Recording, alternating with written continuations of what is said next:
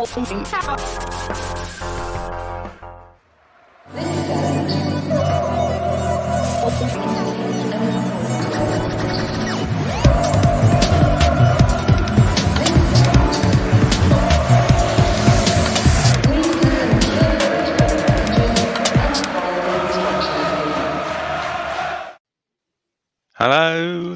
good evening and welcome to the Blue Monday live stream Q&A with myself, Craig Fimbo, and my very good friend Joe Fairs. How are you, Joe? Yeah, good. Looking forward to seeing what the listeners have in store for us tonight. They're going to be talking about last night's spectacular England performance. Is that why you're wearing what you're wearing? Yeah. The only positive is good to see Tyrone Mings getting some more minutes under his belt.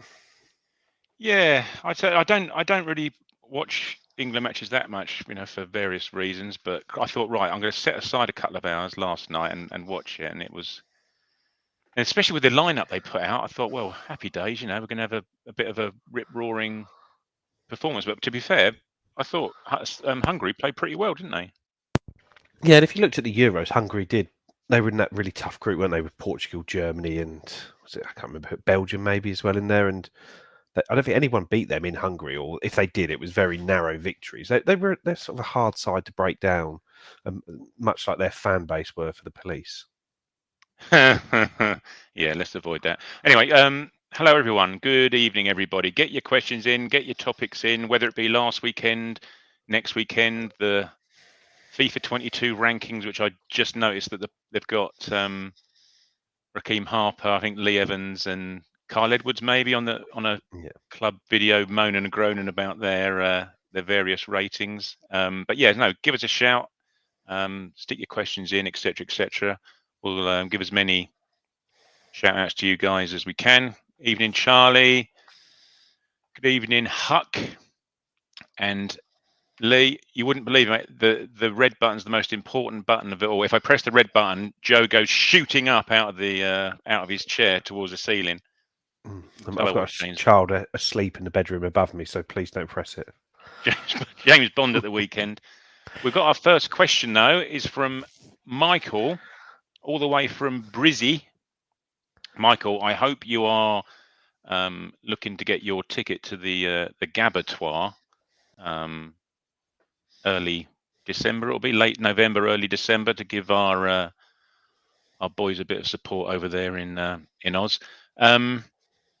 But yeah, let's dive straight into this, shall we? Early days, but who is our best goalkeeper? I'm still waiting to see one of them make a great save like Bart used to. Now this, I must admit, this was one of my bugbears with the goalkeepers of the last two seasons, is that they don't tend to make they don't tend to make saves that you wouldn't expect them to make. And I think that's sort of Michael's getting at, is match winning saves, point saving saves, point winning saves. And obviously Hladky's played the last 2 or 3 matches and he's looked okay, but there just doesn't seem to be much of an understanding between him and the back two still. There's still a bit of and ahhing and nervousness to my eyes, but where do you reckon we're at, Joe? We're still waiting for Walton to come in. Well, I think we know that Thomas Holy is out, so it is between Hladky and Walton, but Walton was presumably signed to be the number one. He's been the number one in the Championship for sort of a Tony Mowbray Blackburn side and a Paul Cook Wigan side, so he is a player that's played a lot of games at the level above us, so you'd imagine he's the one that is starting to play, but then he's played 1 game, conceded 5. Again, I wouldn't say they were his fault, but like Michael's question there, did he make any decent saves? And did he make any saves at all in that game? I don't think he did.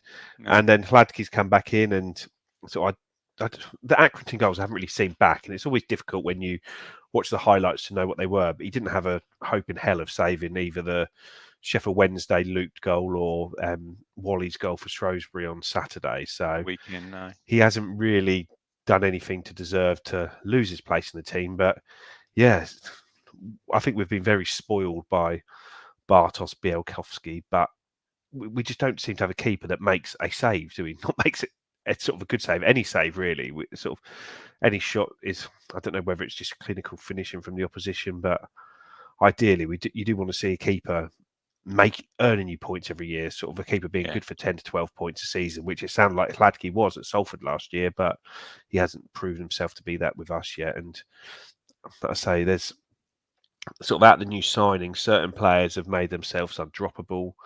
Macaulay Bonne is one of those. But at the other end of the pitch, I don't think anyone's really claimed that number one shirt in a manner which says this is mine and no one's getting this off me. It's quite strange.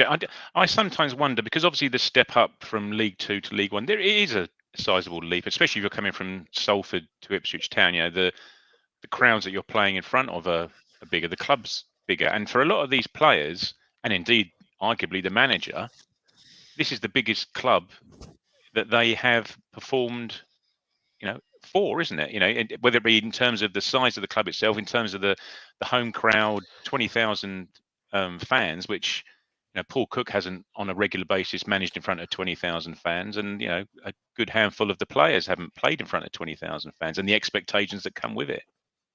No, agreed on that. On all points of that, we are still a big club, and Portman Road is a big stadium at this level, and we haven't been signing players from other big clubs like your sort of Sheffield Wednesdays, Sunderlands at this level.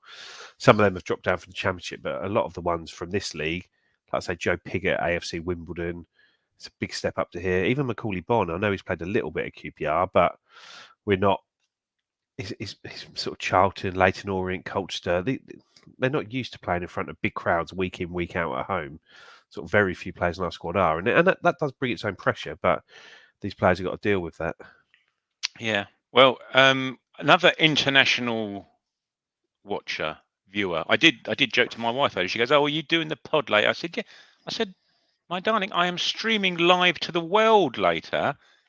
And she giggled away to herself. But I'm going to screenshot this. Monty Jordan is in Korea and awake for the live stream. Well, why wouldn't you be, Monty? What else you got to get up for? I presume you're south rather than north, and we're not being watched by some nefarious satellite somewhere. Yeah, our listener numbers are low in the north of Korea, so whatever we can do to improve those will help our worldwide numbers. Yeah, if you could, yes, spread the word, Mon. If you can go pop over to the border near No Man's Land and chuck some sort of flyers over the fence, mate, that'd be very much appreciated. ITFC Deacon, if that's you, James, good evening to you. If it's not, good evening to you. Huck's got a comment here, really, I think, rather than question, but it's a fair point in regards to Paul Cook's post-match comments, and that, yeah, given time, hopefully Cook will sort out these bad habits that are still in these matches, I think, and obviously that's sort of either whether it's taking the foot off the pedal from a mentality perspective or physically once you've gone up in the league. We just still seem to have that about us for some reason. And I did note on Saturday where my seat is. I say, as people may know, I'm up in the corner near the tunnel, and I look down to look at the goal at the north stand. I have to look past the dugouts to get to see the north stand. And Paul Cook and Lee Evans were having a right old ding dong for a good running 10-minute period in the second half, where Paul Cook was just lambasting him and going on and on and on at him just to do more, run about more, get stuck in more. And Lee Evans was given as much back as he was getting, sort of thing. But I presume that's sort of thing he was referring to after the match. Yeah, and I did bring the point up on Saturday on the live stream there that the sort of comments that Cook made after the game were what everyone around me who was watching the game with was thinking, that we started off well and then after we scored we were poor, and the second half of the first half, so the sort of second quarter of the game, was a real drag to watch and it was really dull. And I think there were a few boos as we left the pitch, and I think they were probably deserved, because I think the sort of players and the management needed to know that that wasn't good enough what we'd just seen for 20 minutes there. And Cook came out and sort of his comments were along the lines of what I'd thought of the game, so it's quite pleasing to hear when the manager recognises that, rather than, as sort of Huck said, just Lambert just straight batting everything away with, yeah, we were brilliant, we were good, we were this, and just refusing to even almost engage with the question. I think as I'm sorry, I'm just going to get Huck's comment up again. That last sentence, we're in good hands, and I just get the feeling, I'm certainly in the camp whereby you just hope. I'm just hoping and praying that this comes good for Paul Cook, because he just seems to my eyes, and from people I know, limited people I know within the club, he's just a lovely guy and a proper footballing chap. And Obsessive. yeah, that's it. But he's a football fan, as you can tell it. You can just tell it seeps out of his pores when he just can't stop referring to himself as a football fan, etc. In his interviews. But and even that video during the week, wasn't it, when he was pushing the gentleman around the outfield and chatting to him in his wheelchair and bits and pieces like that. You just think, well, there aren't many managers that would do that. He just comes across as being just a pretty down to earth, likable chap.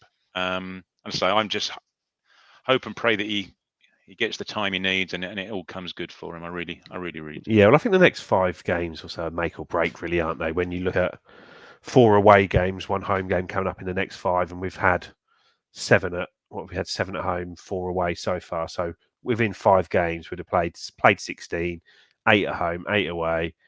We'll know if this 10 points in the last 5 games is the start of the upturn or whether this was just good results against poor sides. So fingers crossed in 5 games' time, we're sitting here with another 10 points from those 5 games. I don't want anything too ambitious. I'm not saying we need to get 15 points from those, but if we can get 9 or 10 points from those again and we're continuing to climb the table, then we'll be in a great position.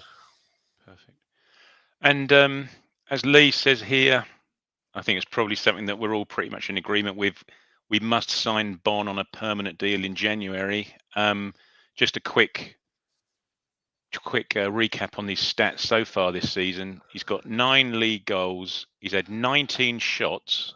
So he's got a 47% goal conversion. He's averaging a goal every 84 minutes. And if people haven't seen it or read it already, Stuart Watson in the EADT today, I think it is, has done an interview with Macaulay Bonne, and he sort of explains the reasons behind the number he wears on his shirt and bits and pieces of that. And it's a really, really, really good emotional read. And again, Macaulay Bonne, as we've seen with his celebrations, and certainly the one on Saturday, but even before that, he's waving up to his family, and you can just tell that it means so much to him to be here and to be playing.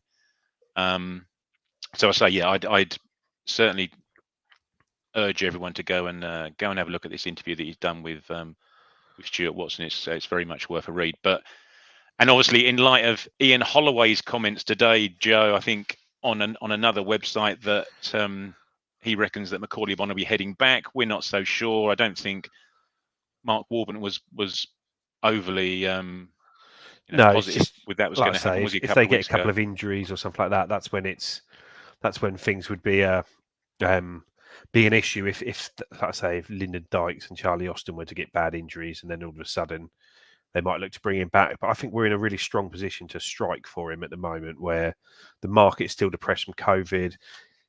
He's 25. He's 25 and ripping up in League One, not 21 years old, where you would have the sort of bigger clubs in the Championship sniffing around him. I think now, if we were to put a decent figure on the table for QPR, I think we'd be in a good position to land him. And hopefully these discussions are ongoing, because that would be such a boost to have him here permanently. And it feels like it's just got to happen. We can't let him get away from the club again. Now he's here. He's desperate to stay. The fans are desperate for him to stay, and so I think he could be. Well, he's already becoming a real folk hero here, and we just got to raid that pension pot for a little bit more money. The firefighters of Arizona won't miss it. But that's the thing, isn't it? Is that he wants to stay, and if for example, pick a lower Championship club's name out there, Bristol City or Derby County, although they're appreciate right at the bottom. But if they were to come in, and again, I don't know his wages, but for example, if they were to offer him 12 grand a week to go and play for them, we could only push it to, again, numbers 8 grand a week to play here. He's more likely to stay here, stay local. As you said previously, he lives in the town and has continued to live in the town even when he wasn't playing for us. So you would hope that the cards are stacked in our favour, wouldn't you? Yep, but it doesn't mean you've got to get it done. You've still got to get it done, even when the cards are stacked in your favour, and that should be priority number 1 for January transfer window, to get that deal done permanently. Because if he is to score 30 goals a season and we get promoted, then I'd say the price is going to go up and up, isn't it, as well? And all of a sudden we're a little bit over a barrel because we've got to sign him. They know we'll have more money in the Championship. Now is the time to get him.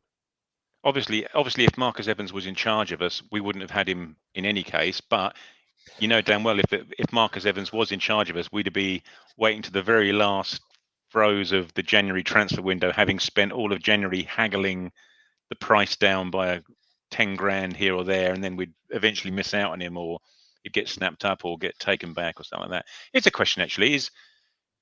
This is for everyone. Has there been any other player who's made such an immediate and prolonged impact as our friend Macaulay has at the moment? There's a question to chuck out there. I'd guess the one that instantly springs to mind is probably DJ Campbell in the 2012-13 season, where, I don't know, what did he play, 17, 18 games and scored 10 goals, and that was when we were very goal shy. A lot of those were sort of 1-0 wins, and that was sort of under McCarthy, where the first thing he did when he came in was just totally tighten up at the back. But having DJ Campbell up front, was he on loan from QPR at that point? Yeah, he was, wasn't he? Yeah, he was. So one from up there, and he was just able to just make such a big difference, just popping up with important goals constantly.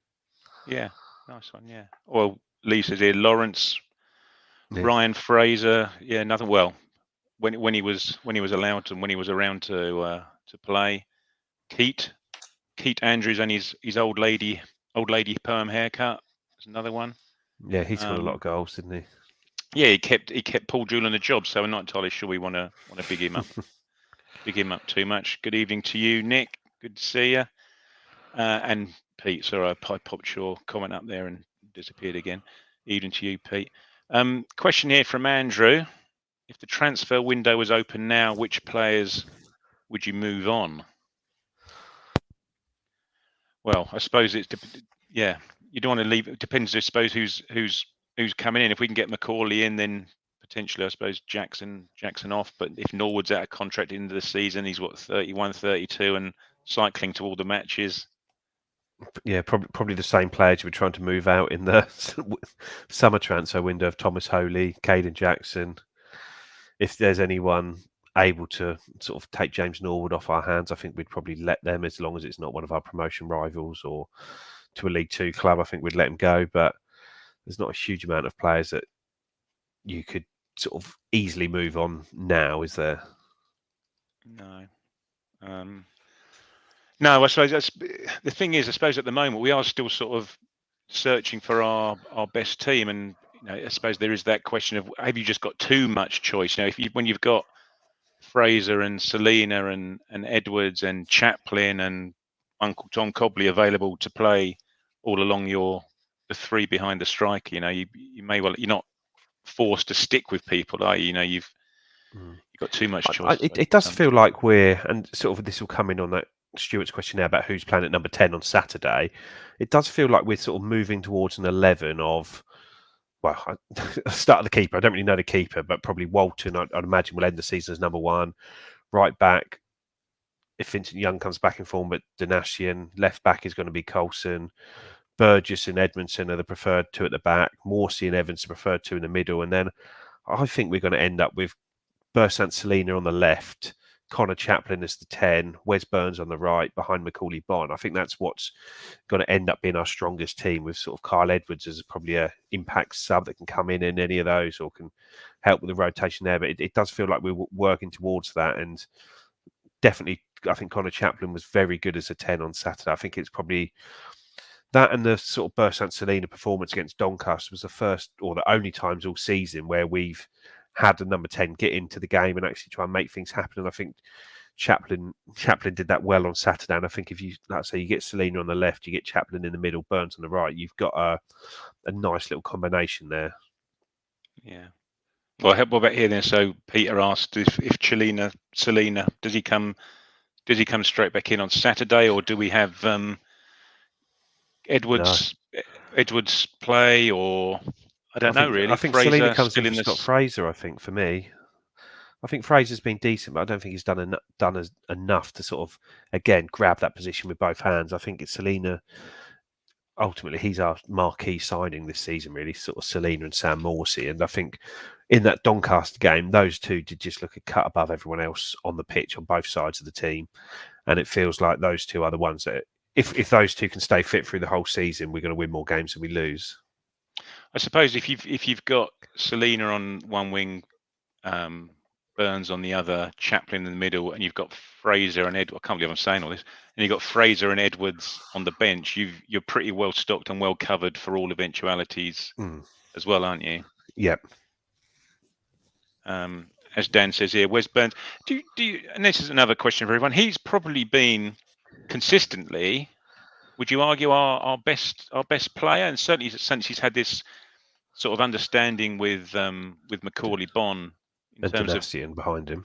Yeah. But I see in terms of Macaulay Bonne, on the occasion he gets his head up and plays the crosses in, that seems to be a little bit of an understanding going on there as well, doesn't it? Of all the players that brought in, he probably wasn't the biggest. I appreciate it was like the first one in the door, but wasn't the biggest fanfare of all of them, was he?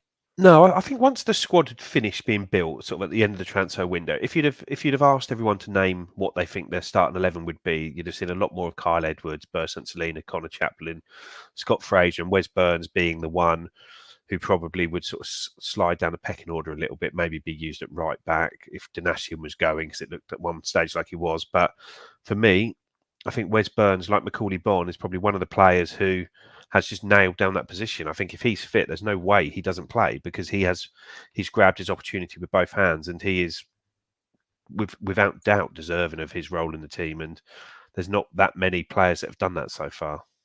Yeah. And as Dan says here about Pigott, you just forget about these players, didn't you? Is that we need to bring Pigott into the side alongside Bonne as a precaution. If and when Bonne gets recalled, we have a striker who can score goals rather than a sub. He is a goal scorer, and to be fair to him, when he's come on, he's looked relatively up for the fight, and has done a job in those fleeting moments. He's actually come onto the pitch, Pigott. I don't really know how you currently fit them both into the side. I think it's just going to be a case of playing in the Papa John's and round one of the FA Cup, which isn't too far away, is it? The draw is on Sunday, isn't it? Yeah, draws on Sunday, and then what's the first game? First weekend of November, probably. Yeah. So he may have to just unfortunately bide his time. Oh, we're going to be pushing at an open Joe Fair's door here. I'm pretty happy, says Peter, with Burgess's defending, but he is so slow and moves the ball so slowly. Wondering if Wolf would be more suited. Thoughts? Does anyone need to hear Joe's thoughts on Luke Wolfenden and whether he should be in the team? I'm not necessarily saying Wolfie should, but he does seem more suited to a Paul Cook team. I think Chris Rand made a point earlier on in the comments, it might have been missed, saying about how sort of we sort of Evans and Morsey sort of passing the ball sideways, and it seems to be the tactics just start every attack through the wide pairings. And I think that we are very predictable in that way. And I don't think having Burgess, so even Edmondson hasn't really impressed me with the way he steps up the ball from the back yet. He hasn't really done anything like that. And it not does from what we were led to believe he was supposed to be like in terms of more of a ball playing player. You mean? No, and I just think you see Wolfie when he can step out with the ball, he can beat a man, drive the ball into midfield, take a sort of defensive line out of the game, and his progressive passing is better than any of the other defenders in the squad. And it seemed when Paul Cook was appointed, this was what we were told. This was the sort of defender he liked, a player that a centre back who can pass the ball progressively. And I just don't see it with Cameron Burgess at all. I'd almost say Toto Enciala is probably a better passer of the ball than he is, and better on the ball. And I don't see that he's a massive upgrade defensively from Toto either. So I'm not sure there's a huge difference in quality if you were to put Wolfenden and Enciala as a centre back pairing than you would having Edmondson and Burgess there. So I know we do seem, like I say, a little bit too predictable with how we build up from the back. And I say there's something, if you read an old like Johan Cruyff book, he does say that's a problem with a 4-2-3-1, that all your attacks have to start from your fullbacks, where if you have a proper 4-3-3, then you have the options around it. And we are sort of quite predictable in how it works. And we do rely on someone like Matt Penny being able to drive up the pitch and pick out some decent passes, and puts a lot of pressure on him, and it makes it hard to do. Well, that was our only real attacking outlet, wasn't it? At times on Saturday, was poor old Penny getting the ball and having to run with it or find a pass, because the three of the back four weren't moving anywhere. And as we were saying on our WhatsApp, it just needed, the game was just crying out, because Shrewsbury was just sitting so deep. Game was just crying out for just overloads, wasn't it? Whether it be the pass, whether it be someone taking someone on, taking them out of the game, just to get more players up that end of the pitch. But yeah, it didn't seem to happen. Dan seems to think that Wolfenden may be going soon. I don't know if that's the case. I think really know where he'd end up.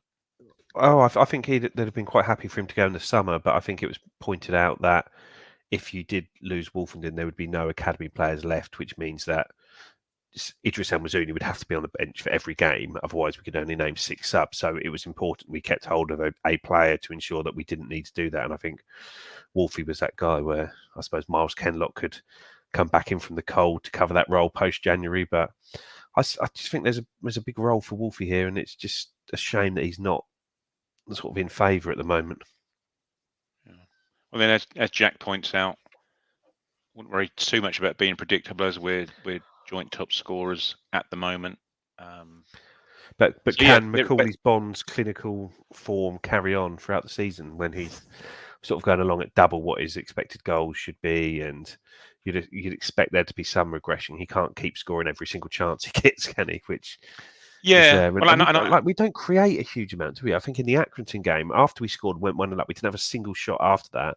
On Saturday, after we went 2-1 up, we didn't have a single shot after that in the game, and it's a bit of a concern that obviously the Doncaster game puts a good slant on our attacking numbers, both sort of chances, goals, in the same way that the Bolton game puts a negative slant on our defensive numbers. But we're not sort of a side that creates a huge amount of chances. We've just got very good players when we do.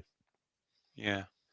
But I suppose as well, it's always the next 5-6 games. It's always the next 5-6 games. But if in our next few games, we've got Portsmouth away, we've got Plymouth away, we've got Sunderland away, we've got Wickham away. Yeah, you're going to know very much where we're at come the end of those, aren't you? So let's see where we are in terms of scoreage at the end of that. Now we've got a couple of people here who've asked the same question. I'm going to bring them up. One's Sebastian, one's Seb, and one's Charlie. Mr. Peter Reid was spotted at the ground at the weekend, looking rather dapper, in between tweeting his disgust about the current Conservative government on Twitter. Seb, speak and say, Charlie there, what are your views on the Peter Reid role within the club? I don't think anything's been confirmed as yet, and it's sort of, and they've worked. Paul Cook and Peter Reid have worked together previously at Wigan, but yeah, it's an interesting one, Joe, isn't it? It's sort of come out of the blue. Does this negate the requirement for a experienced assistant manager? I don't think an experienced assistant manager is going to be happening.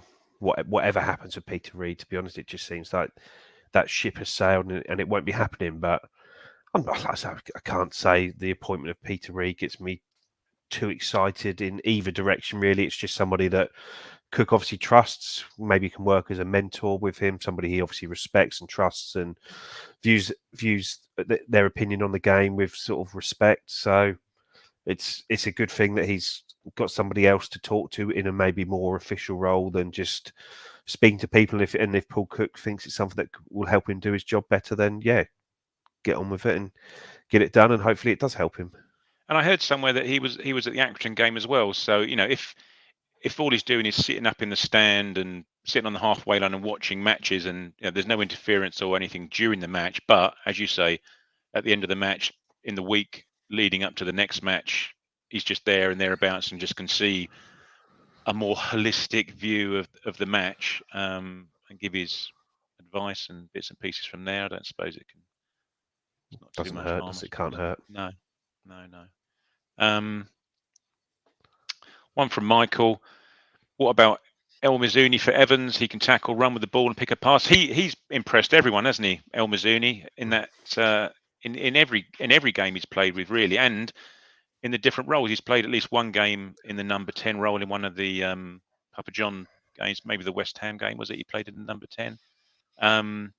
And the Gillingham game the other night, he thought he's absolutely brilliant in that. Appreciate we did take the respective opponents and bits and pieces, but again, he's another one that hasn't done himself any harm at all. He's surprised me in terms of how much more physical he's been in his play. Yeah, and it's just the way when he gets on the ball, his passing is just positive, moves the ball forward and moves the ball quickly. He does seem, like I say, Lee Evans is going to be on a hugely long leash, you'd imagine, that he's not going to have his spot taken from him very quickly, because he's obviously one of Paul Cook's generals effectively from his previous Wigan side. But El Mazzuni has certainly impressed whenever he's had an opportunity this season, and it doesn't take a huge leap to think that he could be the player that ends up really coming into the side and doing well.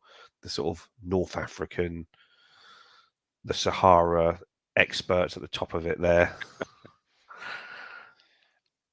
Here's a question actually from Stuart in regards to John Nolan, one that could potentially be moved on in January, given he's taking up a space in the squad at the moment, but really haven't heard anything about him at all, have we? Other than he was on the grass. Well, he was on the bench, wasn't he, for the one of the league for the Papa John's games, the West Ham one, but then didn't come on, and then was injured again. Paul Cook said his plan was to bring him on, but for whatever reason, he didn't, did he, in the end? Probably because we were losing and trying to win. Yeah, and he subsequently got injured again. He wasn't on the bench for the Gillingham game, and like Stuart said there, that apparently the club were going to make an announcement about that, but what it was, I don't know. Was it they were going to try and get him deregistered so he could stick Miles Kenlock into the 25 if Nolan is out until January now, and he's just not going to play a part? But what it is, I don't know. But it's maybe they wanted to get him deregistered and they found out they can't, so there is now no announcement to make. But you'd think that he's now well down the pecking order in that respect, isn't he? But I appreciate that Harper, we've since found out, isn't really suited to that role, but he could play it if needed, and we know that El Mazzuni can play it, and you've already got the two very experienced guys that are there already. And Tom Carroll. Tom Carroll. Fraser said, didn't he, last week, that at Milton Keynes he played as a number 8, but he probably played there if we needed to, if we were 4 or 5 players down of our current Kane Vincent Young could probably play there. One question I was going to ask, harking back to the Kyle Edwards bit of skill we were treated to in the last throws of the Shrewsbury match, where he sent the Shrewsbury player down towards the North Stand corner flag while he was running towards the Churchman's corner flag. Can anyone remember a specific piece of skill from an Ipswich Town player that's left them gasping? There was an audible gasp in the crowd when it happened, and they're like, "Oh, here we go." I think I saw Frank Noble control the ball once. Yeah, you must have been enjoying hospitality that day, mate. I went to see him at Cole U a couple of weeks back, and his touch hasn't improved any. I remember, just thinking off the top of my head, I remember once down at Portsmouth, this was when Roy Keane was in charge, so 2009, 2010, Connor Wickham came on he was a sub, and he came on during the second half, and I think it was a 0-0 game we played down there, surprisingly enough, under Roy Keane.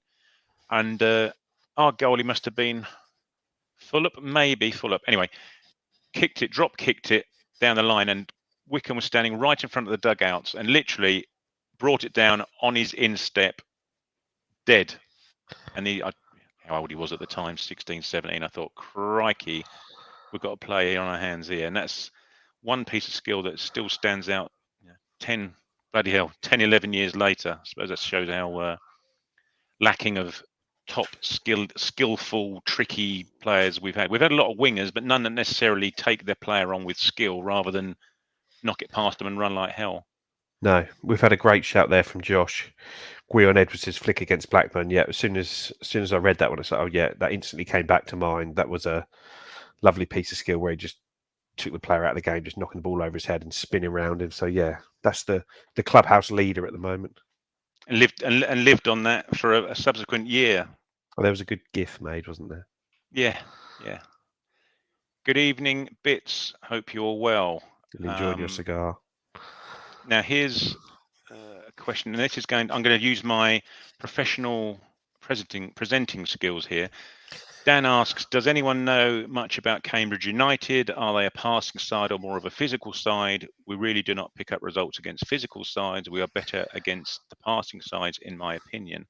Dan, you need to tune in on Friday evening to the live show with Rich and Seb, where they will thoroughly debrief everybody on Cambridge United and their setup and their style of play and their formations. Rich will tell you who's going to score against us. Rich will then bully the viewers into voting for his choice in room 101. So yes, look out for that on Friday. But what I can tell you is they won't be a John Beck grow the grass long in the corners of the pitch. Injure Steve Whitten. Give the opposition flat balls to practice with, turn the heating either up or down according to the temperature outside. I think if you've got Wes Houlihan in your team and Jack Lancaster on the bench, I think at the moment, isn't he? If he's getting on there at all, they are more of a passing side. But tune in Friday evening, 8 o'clock, I think it will be. And then hopefully we don't have to witness another Wes Houlihan masterclass against us, because I've grown very sick of those over the years. Yeah, well, and at least we won't have Flynn Downs getting sent off for headbutting someone as he was in the pre-season friendly that I saw a couple of 2-3 years ago. Here we go, Michael. Murin did a spin and sent Alan Ball one way, and he went the other. Ball stopped and clapped him. You see, that's the sort of thing we need to hear. So we've had, there you go. So what's that? Say that was around about 1980. What are we now? 2021. So 41 3 pieces years. of skill in 40 3 years. pieces of skill. One from a 16-year-old boy. Perfect. What else we got? What's the show for tonight? Good question, Bits. Yeah, Joe and I were just chatting about that in the green room before the show, saying, what are we going to talk about? Have we got news like signed Bonne? Sadly, not at the moment. Sadly, not. But listen back. We have briefly spoken about it, and fingers crossed it'll get done. We're hopeful. We're hopeful, mate. Here, question from James. What happens if, come the end of the transfer window, we're still mid-table and without Bonne? Obviously a failure of a campaign, but would it worry you? Well, if Bonne gets recalled, as someone's previously said, we have still got, one of the leading scorers, if not leading scorer of League One from last season on the subs bench, ready to come in. Yeah, but it would be a total failure of a campaign if we're in mid-table at the end of January. It would be. Well, I don't think Paul Cook would still be in a job at that point. Here's one from Nick. Actually, that's a good one. Is another gifable piece of skill, wasn't it, against Norwich? Yeah, where he twisted and turned and sent 2 Norwich players into each other. That's a good one. Actually, a good shout there. One here for you, Joe, from Charlie. Who from the academy should we now be looking out for? Is anyone that from the current crop that we should be aware of? Well, we've seen little bits of them, but sort of Albie Arman and Cameron Humphreys are 2 that are still effectively under 18 players that have jumped straight up to being part of the first team squad. I know they're mostly playing for the under 23s, but they are sort of 2 players that really pushed on. And I think everyone would agree that when they have played for the first team, they haven't looked that far off it, really. They've looked quite close to it. And I think probably, especially Albie Arman, I think he's one that is really, really pushing quite hard, and probably so much so that he's ahead of Elkin Baggett in the pecking order, which I don't think anyone would have expected this time last year, but it's really the case now.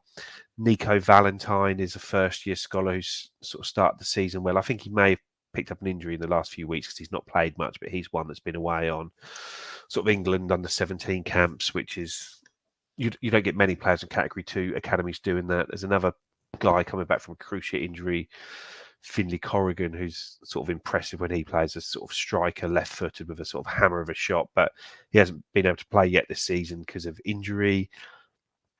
So there's just a few bits here and there, and also this lad from Australia. I haven't seen him yet, so maybe our Australian correspondent Michael can give us a view on, is it Teti Yengi? Yeah, so we'll see what happens to him. But it's an interesting deal. I didn't expect it to happen, and I'm amazed. Maybe he must have a sort of British passport somewhere down the line, because I don't see what he had that would have given him enough, effectively, points to get a work permit here otherwise. So he's an interesting one, but he's sort of 21, 22, isn't he? He's not a youngster, but be interested to see how he does. But he physically looks excellent, and there's a sort of few highlights reels, but without not really being able to see the under 18s and under 23s at the moment because of COVID, which is blamed for everything, it seems, at the moment. You can't go and watch games because of it, so I can't really give much more than that, sadly.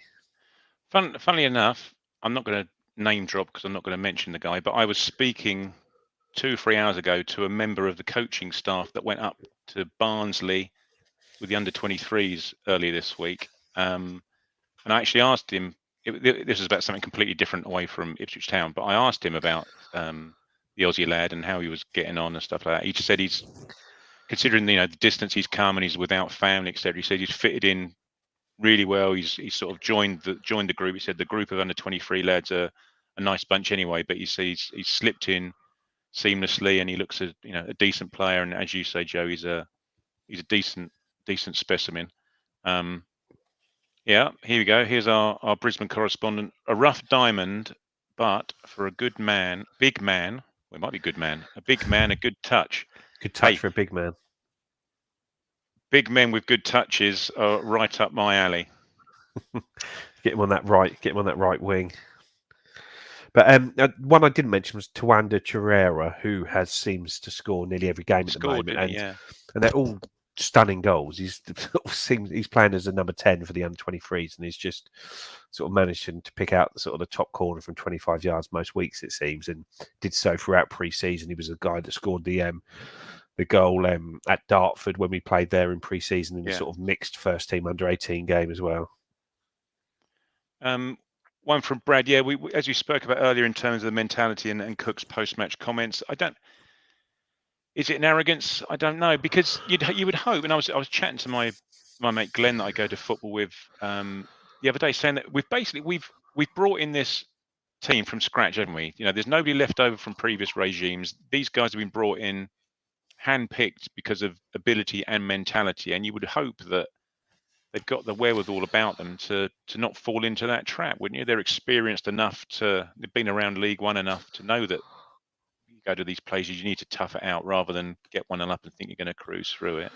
Yeah, but all season we've had very many different game states where it's gone wrong from. Like I say, we've been 2-0 up against Wimbledon and drawn 2-2. We've been 1-0 up against Lincoln and managed to hold on for the win. It's sort of whichever we've gone behind early against Morecambe, and we've come back twice to equalise, and whichever sort of manner of the game's gone, whether it's a good start, a bad start, we've seemed to manage to do something different every time. So I wouldn't say arrogance, or I wouldn't say any sort of overconfidence. I think it's probably more a nervousness than anything else, that we go 1-0 up and they don't know whether to keep going for that second goal or whether to try and protect what they've got. Maybe because we have been a little bit shaky at the back defensively, that they naturally sort of come to their shell a bit and take less risks. But so hopefully we'll get out of it soon. Bits, thank you very much. You've come up with the goods yet again. He's put a deposit towards the live venue. I don't know what the deposit is for Wembley Stadium nowadays, Joe, but I thought we were at Wembley Arena, weren't we? Are we starting off there? Okay, mate. Well, I say we'll have a word with Brent County Council and see what it is. But thank you very much for that, Bits. Very much appreciate it. Right, we've been going 3/4 of an hour here, everybody. So we'll probably look to start to wind it down relatively soon. So just thinking ahead, Cambridge, if people want to get in some predictions, whether it be scores, whether it be lineups, we've got Selena back, we've got Edwards taking the mickey out of people on the wing, we've got plenty of people to choose from. So If you want to just chuck some score predictions in the comments, we'll flash them up and have a little chat about it.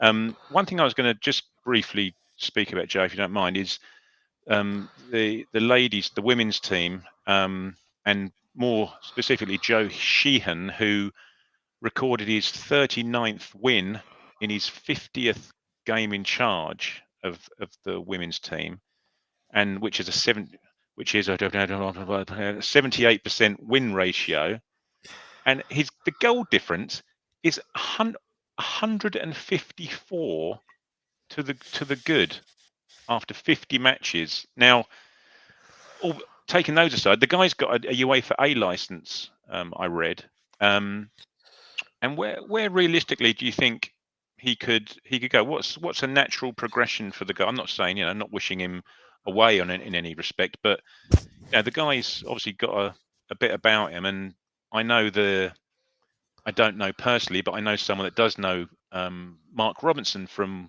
the Wimbledon head coach, manager, whatever his title is. He was a tour guide at Chelsea. He's a die-in-the-wool Chelsea fan, and he used to show people around Stamford Bridge as a tour guide. And at the time, he was doing that on the side. He was a coach at Wimbledon under nines, I think it was under nines, under tens. But he's worked his way up from a youth capacity into now being head coach. Now, not for one instance suggesting Joe Sheehan's going to make that leap anytime soon, but from his perspective, where do you reckon he could potentially end up?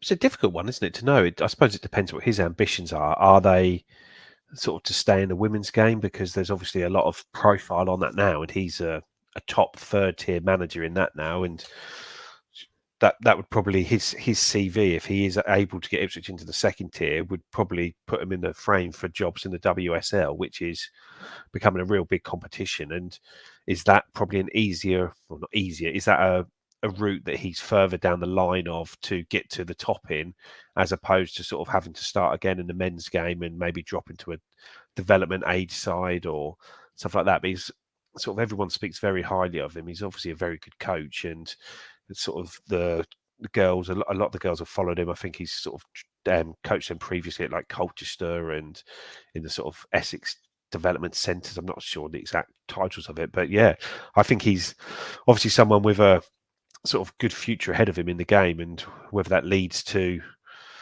effectively sort of moving up in the women's game, I think that would probably be his sort of best bet to sort of make a good career of it as things stand at the moment. And when you see the sort of money this sort of Man City's, Chelsea's, Man United, they're throwing at it, it'd be a sort of good move to go that way, you'd assume. Yeah. Well, fantastic. Good luck to them. Good luck to them all. And just as an aside, I think it's the League Cup draw has been made, and the Ipswich women's team have been drawn at home to the team that they are currently fighting it out with at the top of the league, Southampton. I say it's at home. It's on Sunday, November the 7th. So the day after we get knocked out of the FA Cup in the first round. So if you pop along to Felixstowe on Sunday, the 7th of November, you will no doubt see Richard Woodward, who is now one of the most staunch supporters and fans and followers. I think mainly because he can drink beer whilst watching the game, I think. But Rich is there, for a lot of the home matches. So please go along and say hello to him. All right, we've got some predictions coming in here. Lee's gone for a 2-1 with a Bonne and Selena double there. Charlie's gone for Selena coming straight in again, and we're winning 2-0. Stuart's gone for a 2-0 Macaulay Bonne double. My God, can you believe it? Brad is predicting a defeat. A nagging feeling of us not turning up. Brad, if they're not going to turn up with Craigie, how many fans we got going there? Upwards of 2,000 fans, a sellout. The ground is totally sold out as well, isn't it? Yeah. So there'll be a hell of an atmosphere there. As Joe puts it, a Wes Hoolahan masterclass. Crikey, look, that last sentence. Please prove me wrong, Town, and turn up for once in these big games. a big game. Cambridge United away being classed as being a big game, eh? Michael, 3-1 win, thumping header from one of our defenders from corner. Well, we've broken that duck now, haven't we? That after that Bonne header, what a fantastic header that was last week, scoring straight from a corner. We haven't done that too much recently. Lee Evans didn't he, against Doncaster, his first goal? Oh yes, yeah, but that wasn't that flicked on by the Yeah, yeah, defender flicked it on. Yeah, doesn't count. Now Neil, I know Neil. There's no need for that, mate. This is Brightsea Regent's photographer there predicting a 2-0 win to Cambridge. Maz, I know Maz. I went to a lovely barbecue at Maz's at the weekend. If anybody wants a recipe for a curry as well, Maz can provide you one. He's gone for a 2-0 Bonne brace. Bits. Is that how many we've got? Is it 2,600 going? I Gee think we whiz. could have sold a lot more than that as well if we had the tickets. Yeah. There's desperation all over social media. One more ticket needed. 2 tickets needed. Someone was selling 3 earlier. I noticed. So yeah, if you are desperate for a ticket and on the lookout, then yeah, keep your eye out on TWTD and Twitter, because very often I've noticed that on the day or so leading up to the match, people will find out that a mate's dropped out, or and with COVID rife in the Ipswich someone's area at the moment, I think there's probably going to be a lot of people needing to self-isolate. Maybe another super spreader event on Saturday. Someone's been struck down. Yeah, if you know people that have got tickets and you want their ticket, if you just drop David Diamond a note, and he can sort of cough into an envelope or pop around and splurt at them when they open the front door or something, we'll see if we can get them to spread the word, as it were. Bits, you're just getting silly now, but as you we'll enjoy it. Made a donation, yeah, we'll appreciate that, and we'll let you have that one. Okay, so probably time to start winding things down. I'll just do a few plugs, Joe, if you want to think about something witty and pithy for the final word. We are giving away a copy of FIFA 22 on the Xbox One, I believe it is. I'm more of a PlayStation man myself, I'm afraid. I haven't yet got round to purchasing FIFA 22. I'm still on FIFA 21, and to be honest, I used to like playing the old career thing where you take over the guy and go through his career from a youth player up to playing for whoever, and then you take on his funny northern fella and move backwards and forwards. Anyway, they don't do that anymore, so I don't play it as much. FIFA 22 on the Xbox One. If you go to Twitter, I think we've pinned a tweet at the top. You just need to retweet that. If you could please then like our channel on YouTube. We will be, I think Rich and Seb are making the draw on Friday. If not during the show, then announcing it on the show. So yeah, if you want a copy of FIFA 22 on the Xbox One, then please do that. Obviously, like anyway. If you don't want a copy of FIFA 22 on the Xbox One, please like the channel on YouTube in any case.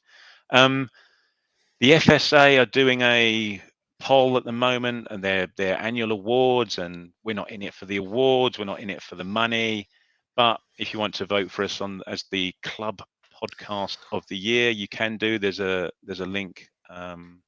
Again, I think Phil TWTD has got a news story on it, because obviously we'd more than like everyone to also vote for Phil and TWTD and us into the bargain, if that's at all possible.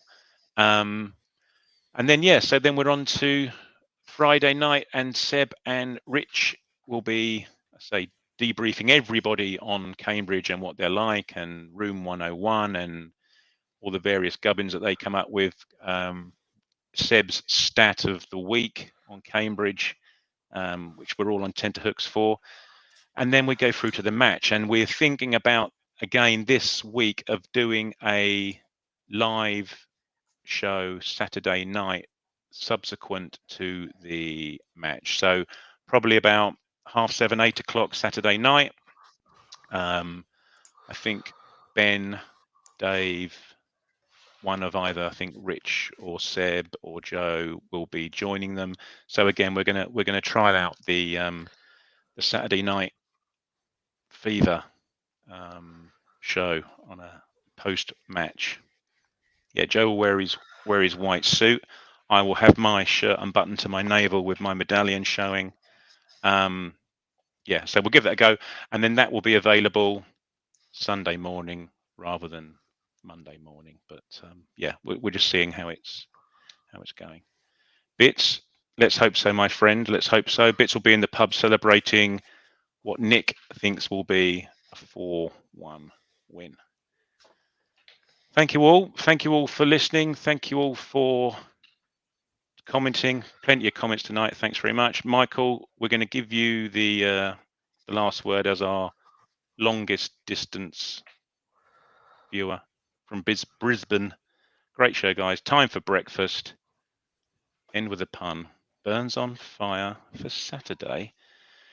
Joe, what you got to say to us, my friend? It's a quick quiz question for you. The last Ipswich player to score against Cambridge in a league match. Oh, crikey. So was that 92, 93? That No, sort of era? 91, 92. Home match? Away. Simon Milton? Simon Milton is the answer. Was it really? Yep. Mick Stockwell scored against him in a 2-1 defeat at Portman Road earlier in the season, and then Simon Milton in a 1-1 at the Abbey Stadium. Crikey, that was without even referring to the scrapbook. Wonderful stuff.